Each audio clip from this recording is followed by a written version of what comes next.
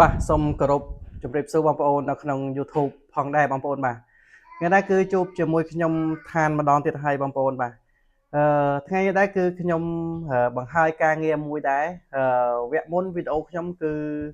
ចាប់ដើមតាំងពីដំបូងតាំងពីកាត់បញ្ចាំងតាំងពី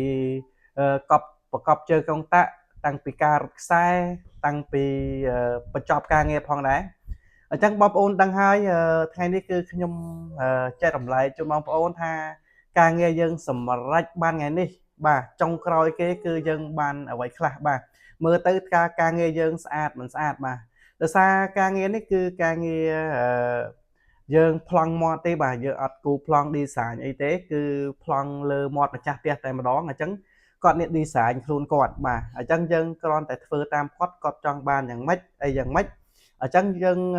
បបសេចក្តីទី1យើងឆ្លងកាត់ការលំបាកអីខ្លះពេលយើងចូលធ្វើដំបូងបាទយើងធ្វើដំបូងគឺទី1យើងពិភាក្សាជាមួយម្ចាស់ផ្ទះទី2គឺយើងដាក់កន្លែងណាព្រីកន្លែងណាភ្លើងកន្លែងណាសម្រាប់គាត់ត្រូវការអញ្ចឹងទៅត្រជាក់កន្លែងណាមានទូរកកកន្លែងណា design ភ្លើងដែលគាត់ចង់បានណាអញ្ចឹងយើងទៅពិភាក្សាសិនហើយបានយើងចាប់ផ្ដើមធ្វើវាបានអញ្ចឹងយើងថ្ងៃនេះគឺខ្ញុំសរុបទាំងអស់តែម្ដងដើម្បីឲ្យបងប្អូនជ្រាបបាទបងប្អូនអត់ជ្រាបបងប្អូនអាចមើលបានអញ្ចឹងយើងចូលទៅដល់ទី1យើងមុននឹងធ្វើយើងទៅសិក្សាជាមួយគាត់ចរចាតម្លៃចរចាការធ្វើប្រមាណអីប្រមាណអញ្ចឹងយើងសិក្សាលើទាំងអស់ហើយបានយើងទៅដាក់តម្លៃជាមួយគាត់អញ្ចឹងដាក់តម្លៃមួយគាត់ថាប្រមាណយកព្រមគ្នាហើយបាទយើងចាប់ដើមធ្វើបងកាត់តញ្ចាំងកាត់អីឲ្យចំទីតាំងប្រកបយោបាទទី3គឺយើងចាប់ដើមដាក់ជើងកុងតាក់ទី4គឺយើងរត់ខ្សែចាប់ដើមរត់ខ្សែហើយអស់ហើយយើងចាប់ដើមចោះអំពូលដាក់សម្ភារៈដែលយើងចង់បានអញ្ចឹងណាអញ្ចឹងបងប្អូនដឹងហើយបងប្អូនជាងដែលគាត់ដឹងហើយអញ្ចឹងមួយបងប្អូនគឺការងារស្អាតបាទការងារស្អាតហើយអ្វីដែលទីតាំងគាត់ឲ្យដាក់គឺយើងដាក់តាមគាត់ទាំងអស់បាទគឺគាត់ចង់បានប៉ុណ្ណេះអញ្ចឹងលើ